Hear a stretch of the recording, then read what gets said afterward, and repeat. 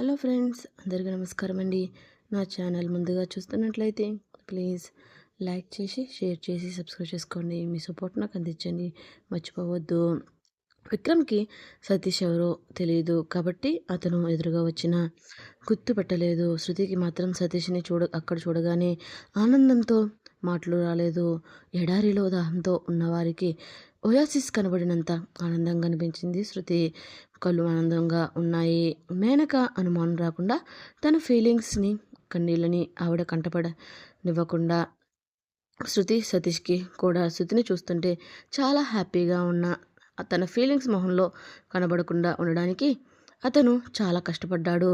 విక్రమ్ సతీష్ని సూటిగా చూస్తూ, ఈ వంటలన్నీ నువ్వే చేశావా అని అడిగాడు. సతీష్ వినయం నటిస్తూ ఎస్ సార్ అని పొలిటిక్గా చెప్పాడు. విక్రమ్ కోపంగా, ఈరోజు మెనూలో ఏముందో నీకు తెలియదా? ఎవరు అడిగారు ఇవన్నీ చేయమని అంటూ అడిగాడు.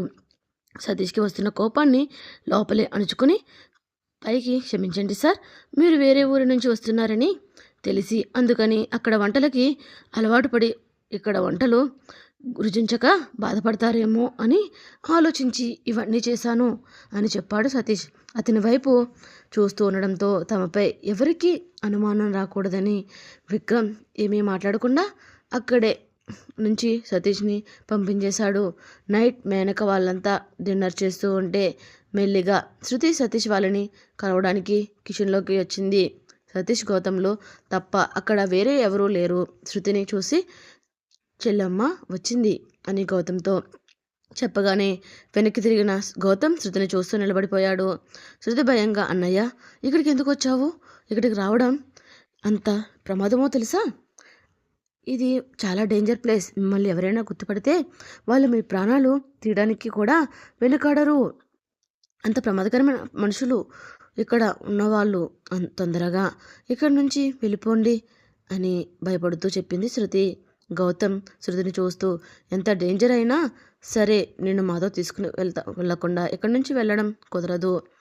సతీష్కి బదులు గౌతమ్ సమాధానం చెప్పాడు.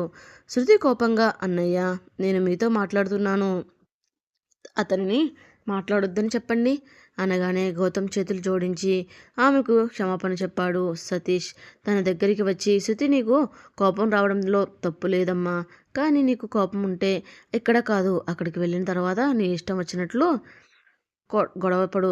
నువ్వు ఏ పనిష్మెంట్ ఇవ్వాలనుకున్నది చెయ్యి. నువ్వు మమ్మల్ని క్షమించు శృతి. 4 రోజులు నీతో మాట్లాడకుండా నువ్వు ఎలాంటి దానివో తెలిసినా ఎవరో చెప్పిన మాటలకి కడుపుతో ఉన్న దానిని సంతోషంగా చూడకుండా నిన్ను నానా మాటలు అన్నాము, అందరం చాలా బాధ పెట్టాం కదా అని సతీష్ చెప్తుంటే వీళ్ళందరికీ ఈ విషయం ఎలా తెలిసింది అని శృతి షాక్ అయ్యింది. కళ్ళలో ప్రేమ నింపుకొని తన వైపు చూస్తున్న గౌతమ్ గమనించింది. శృతి అతను తండ్రి కాబోతున్నాడు అని కూడా అతనికి తెలియదు. చాలా రోజులు అతనికి తెలియకుండా దాచిపెట్టినందుకు మనసులోనే పశ్చాత్తాపపడింది శృతి. గౌతమ్ బాధగా, ఎందుకు శృతి నాకు చెప్పలేదు? ఈ విషయం ముందు చెప్పి ఉంటే మనకి ఈ పరిస్థితి వచ్చేది కాదు కదా. నా దగ్గర దాచాల్సిన అవసరం ఏమిటి? అంత దుర్మార్గుడిని అనుకున్నావా? నా మీద నీకు ఆ మాత్రం నమ్మకం లేకపోయిందా అని గౌతమ్ అడిగేసరికి శృతి కళ్ళలో నీళ్లు తిరిగి గొంతు పెగలడం లేదు. చుట్టూ గమనిస్తున్న సతీష్ కంగారు పడుతూ, గౌతమ్ ఈ మాటలు వద్దు, ఏదైనా ఉంటే మనం మన ఊరు వెళ్ళిన తర్వాత మాట్లాడుకుందాం. శృతి ఇప్పుడు నువ్వు మాతో పాటు వస్తున్నావు కదా అని అడిగాడు. శృతి వెంటనే కంగారుగా, అది కుదరదన్నయ్య, వాళ్ళ గురించి నీకు తెలియదు. ఇక్కడి నుంచి తప్పించుకోవడం అంత సులభం కాదు. ఈ మెన్షన్ చుట్టూ సెక్యూరిటీ కోసం ఎంతోమంది ఉన్నారు, చూశారు కదా. అంతేకాదు మరో 2 రోజుల్లో విక్రమ్ నన్ను పెళ్లి చేసుకోబోతున్నాను అని చెప్పాడు అంటూ బాధగా తలదించుకుని చెప్పింది శృతి. అది విన్న గౌతమ్ కళ్ళు కోపంతో ఎర్రబడింది. పిడికిలు బిగించాడు. అతనికి చాలా కోపం వస్తుంది. అప్పుడే ఆ మేనక ఎవరినో పిలవడం గౌతమ్ ఒక్కసారిగా అలర్ట్ అయ్యాడు. శృతి భయపడి అక్కడి నుంచి ఎవరు చూడకుండా తన రూమ్కి వెళ్ళిపోయింది. గౌతమ్కి ఆ మేనకని, ఆ విక్రమ్ని ఇప్పుడే చంపేయాలని ఉంది, కానీ తన అమ్ముని తనతో తీసుకుని వెళ్ళాలి అని ఉంది. కానీ దానికి ఇది సమయం కాదని ఆగాడు. సతీష్ కోపంగా ఆ విక్రమ్తో పెళ్ళి ఏంటి గౌతమ్ అంటూ కోపంగా అడిగాడు. గౌతమ్ సీరియస్గా నువ్వు టెన్షన్ పడకురా, మరో 2 రోజుల్లో విక్రమ్కి పెళ్ళి కాదు నా చేతిలో చావు అని కసిగా చెప్పాడు. 2 రోజుల తర్వాత మేనక బంగారం ఒంటి నిండా బంగారం పెట్టుకుని కాస్ట్లీ పట్టు చీర కట్టి రెడీ అయ్యి విక్రమ్ రూమ్లోకి వచ్చింది. అక్కడ రెడీ అవుతున్న కొడుకుని చూస్తూ, విక్రమ్ అన్నీ సిద్ధం చేసావు కదా, మీరిద్దరూ అక్కడ అందరి ముందు క్లోజ్గా ఉన్నట్లు అందరినీ నమ్మించాలి. నువ్వు శృతితోనే ఉండాలి. నువ్వు దగ్గరుండి నీతో తీసుకునిరా. అక్కడికి వచ్చిన తర్వాత అది తోక జాడించి ప్రమాదం ఉంది. మన కళ్ళు కప్పి పారిపోవడానికి చూస్తుంది. జాగ్రత్త అంటూ కొడుకుని హెచ్చరించింది మేనక. విక్రమ్ కూల్గా రెడీ అవుతూ, నువ్వు టెన్షన్ పడాల్సిన పని లేదమ్మా.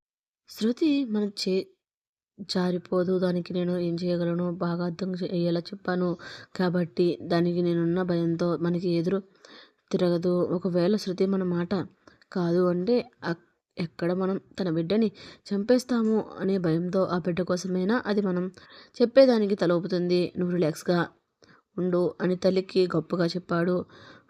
సరే, మన పని అయిపోయగానే దానికి ఆపరేషన్ చేయించే అని ఆర్డర్ వేసింది మేనక. విక్రమ్ నసలు డ్రాప్ చేసుకుంటూ, ఇక్కడ నాకు ఒక విషయం అర్థం కావడం లేదు మా, ఇంత రిస్క్ తీసుకుని అక్కడికెక్కడికో వెళ్ళి శృతిని పెళ్లి చేసుకోవడం ఎందుకు? మీరు పిలిస్తే ఆ రిజిస్టర్తో సహా అందరూ ఇక్కడికి రారా? మనం ఒకరి దగ్గరికి వెళ్ళడం ఎందుకు అన్నాడు. మేనక కొడుకుని చిరాక చూస్తూ, మూర్ఖుడిలా మాట్లాడుకు విక్రమ్. మెహతా ఆస్తులకి వారసురాలు ఆ శృతి. ఆమెని నీ భార్యగా చేసుకోవాలి అన్నా, ఈ ఆస్తులు మన చేతుల్లోకి రావాలన్నా కొన్ని చెయ్యక తప్పదు. అందులో భాగమే ఇప్పుడు నువ్వు చేసుకోబోయే ఈ పెళ్ళి. ఆ మెహతా కంపెనీల న్యాయవాదులు ముందు పెళ్లి జరగాలి. అలా జరిగినప్పుడే ఆస్తి పూర్తిగా మన చేతుల్లోకి వస్తుంది. ఇప్పుడు మన అహంకారం చూపించే సమయం కాదు. ఆ లీగల్ అడ్వైజర్ ఇంకా లాయర్ ఇద్దరు శృతి తండ్రికి చాలా నమ్మకస్తులు. వాళ్ళతో శత్రుత్వం మనకే నష్టం. కాబట్టి వాళ్ళు చెప్పిన ప్లేస్లో వాళ్ళ కళ్ళ ముందే మీ పెళ్లి జరగాలి. అందుకే నువ్వు శృతితో అక్కడికి రావాలి. అప్పటిదాకా ఆ శృతిని డిస్టర్బ్ చేయకు అని హితబోధ చేసింది మేనక. విక్రమ్ విషయం అర్థమవుతుండటంతో కూల్గా, డోంట్ వరీ మమ్, అంతా మనం అనుకున్నట్లే జరుగుతుంది.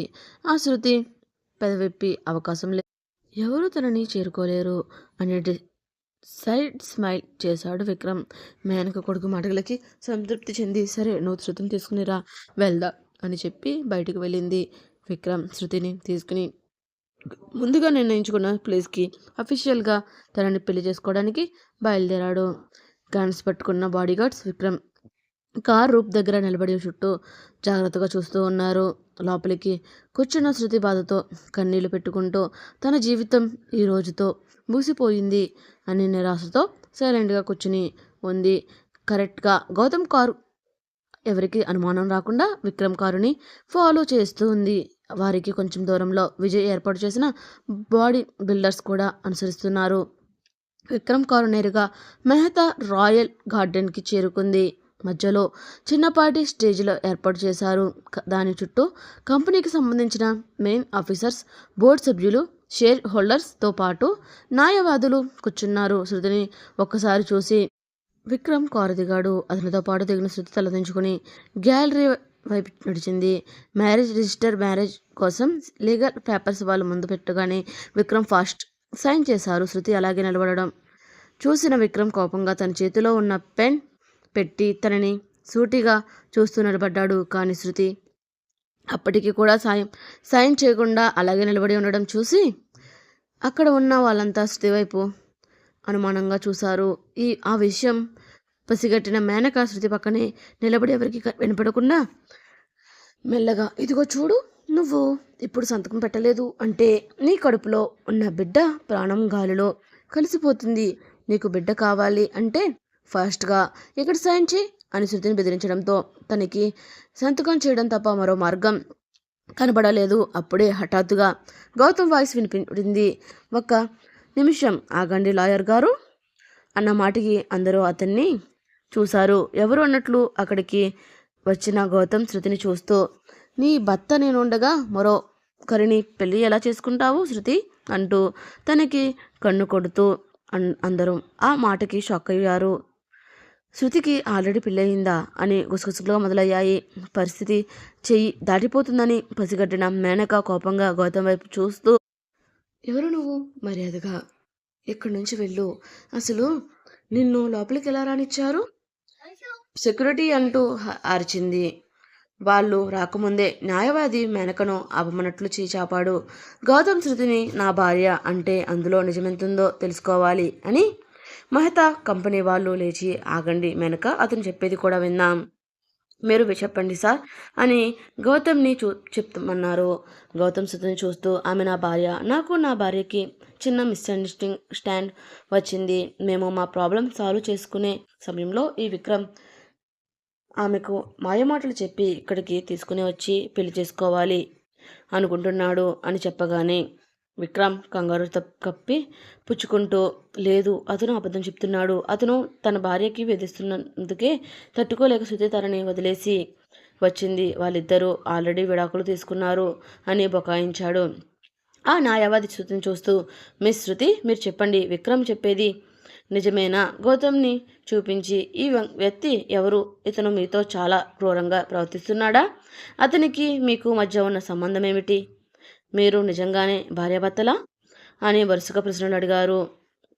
మేనక ఒకవైపు కళ్ళతో శృతిని బెదిరిస్తుంది. ఎవరు చూడకుండా శృతి కడుపులో ఉన్న బిడ్డని చంపేస్తా అని సైగ చేసి బెదిరించాడు విక్రమ్. శృతికి ఇప్పుడు ఏం చేయాలో అర్థం కాలేదు. ఆమె చివరిగా గౌతమ్ వైపు చూసింది. అతను కళ్ళతోనే ఆమెకి ఏదో చెప్పాడు. ఒక క్షణం కళ్ళు మూసుకుని తెరిచింది శృతి గట్టిగా ఊపిరి తీసుకుని వదిలి, నా భర్త నన్ను ప్రేమగా చూసుకుంటున్నాడు, అలా ఏమీ నన్ను అరెస్ట్ చేయలేదు అని శృతి చెప్పడంతో మేనక విక్రమ్కి ఏం చేయాలో తోచలేదు. ఇప్పుడు అందరి మధ్యలో శృతిని ఏమి చేయలేని పరిస్థితి. ఆస్తి తమ చెయ్యి జారిపోతుంది అని భయపడ్డారు. విక్రమ్ తన పొరికి పొదును పెట్టి అప్పటికప్పుడు ఒక ఐడియా వేసి, లాయర్ గారు, వాళ్ళు ఆల్రెడీ విడాకులు తీసుకున్నారు, ఇప్పుడు శృతి అంగీకారంతోనే ఈ పెళ్లి జరుగుతుంది అని విక్రమ్ చెప్పగానే గౌతమ్ సైడ్ స్మైల్ విసిరి తన లాయర్కి కళ్ళతోనే సేగ చేశాడు. గౌతమ్ లాయర్ ముందుకు వచ్చి, ఈ విక్రమ్ చెప్పేది అబద్ధం. గౌతమ్ శృతి ఇద్దరు ఇంకా కోర్టు నుండి డైవర్స్ పొందలేదు, ఇప్పటికీ వాళ్ళిద్దరూ భార్యాభర్తలు అని చెప్పాడు. విక్రమ్ అసహనంగా, నేను శృతికి గార్డియన్ని, ఆమె ఎవరిని పెళ్లి చేసుకోవాలో అనే అధికారం నాకుంది. ఇంతకుముందు మేమిద్దరం ఒకరినొకరు ఇష్టపడ్డాం, అంతేకాదు శృతికి నాకు ఎంగేజ్మెంట్ కూడా జరిగింది అని అన్నాడు. చూడండి విక్రమ్, ఇప్పుడు మీరు ఏం చెప్పినా ప్రయోజనం లేదు. శృతి మేజర్, ఆమెకి మీరు గార్డియన్గా ఉండాల్సిన అవసరం లేదు. ఇప్పటి నుండి మెహతా కంపెనీలకి సంబంధించిన ఏ విషయమైనా నిర్ణయమైనా ఆమెనే తీసుకోవచ్చు. అక్కడ నిలబడిన వారే గౌతమ్ శృతి మెహతా భర్త కాబట్టి ఇక నుంచి శృతికి ఆయనే గార్డియన్గా ఉంటారు. ఇప్పుడు జరుగుతున్న ఈ పెళ్లిని మేము ఒప్పుకోవడం లేదు. ఇక మీరు పక్కకు వెళ్ళొచ్చు. ఇక నుంచి అన్ని ప్రాపర్టీస్కి లీగల్గా వారసురాలు అయిన శృతి మెహతాతో మాత్రమే మేము ఏదైనా చెప్పుకుంటాము అని తేల్చేశాడు లాయర్. మెహతా రాయల్ గార్డెన్లో మిగతా వారంతా వెళ్ళిపోవడంతో అక్కడ విక్రమ్ అతని మనుషులు మాత్రమే మిగిలారు. మేనక కోపంగా శృతిని చూస్తూ, ఎంత పొగరే నీకు, మేము ఎంత చెప్పినా ఇక్కడికి రావచ్చాక మాకు ఎదురు తిరుగుతావా అంటూ శృతిని కొట్టడానికి ఆమె చేయి పైకి ఎత్తగానే పక్కనే ఉన్న గౌతమ్ మేనక చేయి పట్టుకుని కోపంగా ఆ చేతులను మెలితిప్పి ఆవిడకి చెంపదెబ్బ గిఫ్ట్గా ఇచ్చాడు. అది చూసిన విక్రమ్ కోపంగా తన బాడీగార్డ్స్ని చూసి, ఒరేయ్, మీరంతా నిలబడి తమాషా చూస్తున్నారా? ఇక్కడి నుంచి ఎవ్వరూ ప్రాణాలతో బయటికి వెళ్ళకూడదు, అందరినీ ఇక్కడే చంపేయండి అని ఆర్డర్ వేయగానే ఆ బాడీగార్డ్స్ తమపై దాడికి తీసుకుతుండగా గౌతమ్ వారిని ఎదుర్కోవడానికి సిద్ధపడ్డారు. అతనికి తోడుగా విజయ్తో పాటు అతను పంపిన బౌన్సర్లు సతీష్ కూడా ఆ రౌడీలతో తలపడ్డారు. వాళ్ళలో ఒకడు గౌతమ్ మీదకి రాగానే తన పంచ్ పవర్తో వాడి మొహం పగలగొట్టిన గౌతమ్ వాడి జుట్టు పట్టుకొని దూరంగా ఉన్న టేబుల్ మీదకి విసిరేశాడు. ఆ గొడవతో శృతి భయంగా నిలబడి చోటే ఉండిపోయింది. గౌతమ్ ఆమెపై ఒక కన్ను వేసి మరీ రౌడీలపై విరుచుకుపడ్డాడు. విక్రమ్ గౌతమ్ కొట్టడానికి అతని వైపు ఫాస్ట్గా వచ్చాడు. విసురుగా గౌతమ్పై పంచ్ విస్తరణ విక్రమ్ చేతి దెబ్బ తలపై పడకుండా డిఫెన్స్ చేసుకోవడమే కాదు, విక్రమ్కి చేరుకునే ఛాన్స్ ఇవ్వకుండా కొట్టి మట్టి కల్పించాడు. క్షణాల్లో వాడిని లేవకుండా కొట్టి కింద పడేసిన గౌతమ్ విక్రమ్ రిబ్స్ మీద బలమైన పంచెస్ ఇస్తూ తన శక్తి కొద్దీ వాడిని వీపుపై కాలేసి బలంగా తొక్కాడు. అది చూసి మేనకకు తన కొడుకుని కొడుతున్న గౌతమ్ మీద అందుకు కారణమైన శృతి విపరీతమైన కోపం వచ్చింది. భయంతో అక్కడే నిలబడి చూస్తున్న శృతి దగ్గరికి వెళ్ళి తన జుట్టు పట్టుకొని అక్కడ ఉన్న టేబుల్ మీదకి తన కడుపు తగిలేలా బలంగా తోసేసింది మేనక. కానీ శృతికి దెబ్బ తగిలినా పర్వాలేదు అని తన పొట్టని చేతులు అడ్డు పెట్టుకొని తన బిడ్డకి ఏమీ కాకుండా చెయ్యాలి అని తాపత్రయపడింది శృతిని. ఆవిడ తోయడం చూడగానే గౌతమ్ ఉగ్రుడై ఆవేశంతో మేనకని కాలితో తొక్కుతున్నాడు. ఆమె పక్కకి పడి ఒక్కసారి కింద పడిపోయింది. పిచ్చి కోపంతో ఉన్న గౌతమ్ తన షూతో ఆమె చేతిని కసిగా తొక్కాడు. నొప్పికి మేనక గావు కేకలు పెట్టినా వదలలేదు గౌతమ్. ఆ గొడవ జరుగుతూ ఉండగానే అశోక్ అక్కడికి పోలీసులు తీసుకొచ్చాడు. పోలీసులు వచ్చి జరుగుతున్న గొడవని ఆపి ఆ రౌడీలని అదుపులోకి తీసుకుని ఆపారు. కింద పడిన శృతిని పైకి లేపిన గౌతమ్, వీళ్ళు నా వైఫ్ని హౌస్ అరెస్ట్ చేయడమే కాకూడదు, తనని చాలా టార్చర్ చేశారు, కాబట్టి వారిపై చర్యలు తీసుకోవాలి. నేను కంప్లైంట్ ఇస్తున్నాను ఆఫీసర్ అన్నాడు. ఇన్స్పెక్టర్ శృతి వైపు చూసి, మేడం ఈయన చెప్పేది నిజమేనా విక్రమ్ను చూపిస్తూ, మీరు నిజంగా మిమ్మల్ని హింసించారా అని అడిగేసరికి శృతి గౌతమ్ వైపు టెన్షన్గా చూస్తుంది. అతను కళ్ళతోటి ధైర్యం చెప్తుండగాతో మేనక వైపు చూసింది. ఆమె కూడా శృతి వైపు కోళ్లతో కాల్ చేసేలా చూస్తూ ఉంది. శృతి ధైర్యం తెచ్చుకొని, అవును నా భర్త చెప్పింది అంతా నిజమే ఇన్స్పెక్టర్ అని చెప్పింది. తను అలా చెప్పగానే విక్రమ్ కోపంగా, ఏ శృతి నీ ఎంత చూస్తాను, మాకే ఎదురు తిరిగి నిలబడతావా అంటూ ఆమె మీదకి కోపంతో కొట్టడానికి వచ్చాడు. వారు చెప్పింది కాకుండా పోలీసులు ఎదురుగా విక్రమ్ శృతి మీద దాడికి ప్రయత్నించడంతో నమ్మారు. అలాగే శృతి కళ్ళు వైపు న్యాయం ఉండడంతో విక్రమ్ మేనక ఇద్దరిపై కేసు నమోదు చేసిన పోలీసులు వాళ్ళని ఈడ్చుకొని వెళ్ళారు. పోలీసులు వెంటే వెళ్తున్న వారిద్దరూ శృతిని కసిగా క్రూరంగా చూస్తూ వెళ్లారు. జరిగిందంతా ఆ రోజు న్యూస్ ద్వారా దేశంలో ఉన్న ప్రజలకు తెలిసింది. అది అంతా గౌతమ్ ఫ్యామిలీ కూడా టీవీలో చూశారు. గౌతమ్ శృతి మొహాన్ని చేతుల్లోకి తీసుకుని పశ్చాత్తాపంతో చూస్తూ, సారీ అమ్ము అని బాధతో క్షమాపణ అడిగాడు. శృతి నీళ్లు నిండిన కళ్ళతో అతన్ని చూస్తూ అలాగే నిలబడిపోయింది. గౌతమ్ శృతి చెంపల మీదని తన రెండు చేతులు అలాగే పట్టుకుని, నన్ను క్షమించాను అని ఒక్క మాట చెప్పు, ఇంతకాలం నాతోనే ఉన్నా నువ్వే నా అమ్ము అని నేను దూరమే ఉందే అనుకున్నా, నా ప్రేమ నాతోనే ఉంది అని తెలుసుకోలేకపోయాను. నువ్వు చాలాసార్లు బాధపడేలా ప్రవర్తించాను. ఏం చేస్తే నా తప్పులకి పశ్చాత్తాపం పెరుగుతుంది అంటూ తన చేసిన తప్పుని తలుచుకుని శృతి చేతులతో తన చెంపలపై కొట్టుకున్నాడు గౌతమ్.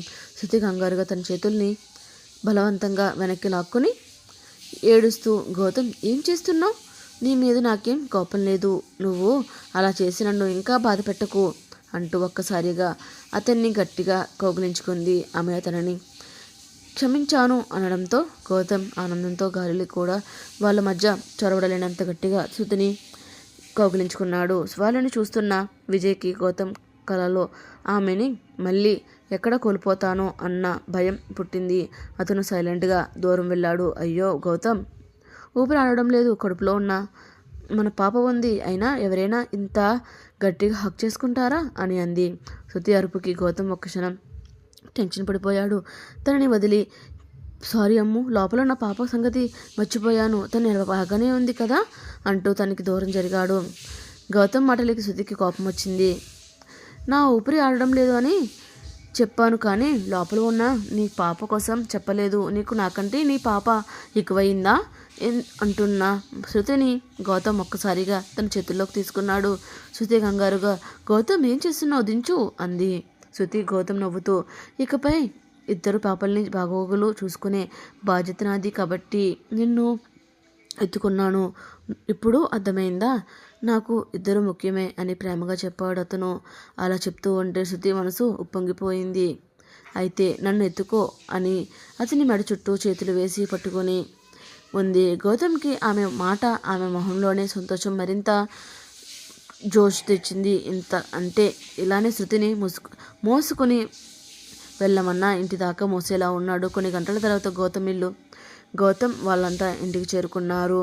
తర్వాత ఇంట్లో అందరూ శృతికి క్షమాపణలు చెప్పారు. ముఖ్యంగా తాతయ్య బాధగా, సారీ శృతి, నా మాట వల్ల నువ్వు ఎంత బాధపడి ఉంటావు కదా, నన్ను క్షమించమ్మా అని అన్నాడు. శృతి కంగారు పడుతూ, అయ్యో తాతయ్య, మీరు నన్ను క్షమాపణలు అడగడం ఏమిటి? మీకు నిజం చెప్పకపోవడం నా తప్పే కదా. నిజం తెలియక మీరు అలా అన్నారు, కానీ నా మీద మీకు కోపం లేదని నాకు తెలుసు అని అంది. తాతయ్య గిల్టీగా, లేదు శృతి, నువ్వు ఎన్ని చెప్పినా నేను చాలా పెద్ద తప్పు చేశాను. నేను కేవలం గౌతమ్ గురించి మాత్రమే ఆలోచించాను తప్ప నీ గురించి ఎప్పుడూ ఆలోచించలేదు. నువ్వు ఏంటి వారసుడిని కడుపులో మోస్తున్న సమయంలో మేమంతా నిన్ను మాటలతో చాలా బాధ పెట్టాము. దయచేసి మా అందరినీ క్షమించు అమ్మా అని తాతయ్య శృతి చేతులు పట్టుకొని క్షమాపణ అడిగారు. వద్దు తాతయ్య, మీరు ఇలా చేయకండి. నాకు మీ మీద ఏ కోపమో లేదు. దయచేసి ఇక వదిలేయండి అని చెప్పింది శృతి. మీరా కూడా శృతి చేతులు పట్టుకుని కన్నీళ్లతో, వదిన, నేను కూడా క్షమాపణ చెప్తున్నాను. ఒక పిల్ల చనిపోవడానికి నువ్వే కారణమని అబద్ధం చేసుకున్నాను. ఐశ్వర్య చెప్పింది. నమ్మి నేను నన్న మాటలు అన్నాను. వదిన, నన్ను క్షమించు అంటూ మీరాతో పాటు ఇంట్లో వాళ్ళందరూ కూడా క్షమాపణలు చెప్పారు. లక్ష్మి నవ్వుతూ శృతి తలను నిమిరి శృతిని వస్తువులన్నీ ఇప్పుడు గౌతమ్ రూమ్లోనే ఉన్నాయి. ఇద్దరు వెళ్ళి రెస్ట్ తీసుకోండి అని చెప్పాక గౌతమ్ శృతిని తీసుకొని వాళ్ళ రూమ్కి వెళ్ళాడు. ఉదయం ఇంట్లో వాళ్ళందరూ ఒకే చోట చేరి డిస్కషన్ చేసుకుంటున్నారు. శృతి గౌతమ్లు ఇప్పటిదాకా ఎన్నో కష్టాలు పడ్డారు. వాళ్ళని మర్చిపోయేలా, వాళ్ళ లైఫ్లో హ్యాపీ మూమెంట్స్ తీసుకొచ్చేలా ఏదైనా చేస్తే బాగుంటుందని, అందుకని గౌతమ్ శృతులకి మరోసారి సంప్రదాయ పద్ధతిలో పెళ్లి చేద్దామని వాళ్ళు నిర్ణయించారు. ఆ సమయంలో అక్కడే ఉన్న విజయ్కి అదే గుర్తొచ్చింది. తాము రిజిస్టర్ మ్యారేజ్ చేసుకున్న రోజు ఏం జరిగిందో గుర్తు చేసుకున్నాడు విజయ్. అధీరాని రౌడీలు కిడ్నాప్ చేసిన రోజు విజయ్ తనని కాపాడి తీసుకుని వచ్చిన తర్వాత బలవంతంగా ఆ రౌడీలు తన శరీరంలోకి డ్రగ్స్ ఇంజెక్షన్ చేయడంతో ఆ డ్రగ్స్ ప్రభావంతో సైలెంట్గా కూర్చోక పిచ్చిగా బిహేవ్ చేయడం స్టార్ట్ చేసింది అధీరా. ఆమెని హ్యాండిల్ చేయడానికి చాలా కష్టంగా మారింది. ఆమెని బలవంతంగా తీసుకుని వెళ్ళి తన బెడ్ మీద పడుకోబెట్టాడు విజయ్. ఆ డ్రగ్ ప్రభావం ఆమె బాడీ అంతా కుమ్మేసి ఆమెలో పచ్చి ఆలోచనలు రేకెత్తించాయి. దాంతో విజయ్ని దగ్గరగా లాక్కొని అతని ఫేస్ని దగ్గరగా పట్టుకుని, నువ్వు చాలా అందంగా ఉంటావని మత్తుగా చూస్తూ ముద్దు పెట్టుకోపోయింది అధీరా. విజయ్ తనని చేతులతో నెట్టి కంగారుగా, అధీరా ఏం చేస్తున్నావు, నన్ను వదులు అని వెంటనే ఆమె దగ్గర నుంచి లేచాడు. కానీ అధీరా అతన్ని వదలలేదు. కాలర్ పట్టుకుని మళ్ళీ తన మీదకు లాక్కోవడంతో అతను బ్యాలెన్స్ తప్పి ఆమె మీద పడిపోయాడు. విజయ్ కష్టంగా తనని దూరం జరుగుతూ, అధీరా నువ్వు చేసేది కరెక్ట్ కాదు. నీకు మత్తు వదిలిన తర్వాత నువ్వు గిల్టీ ఫీల్ అవుతావు.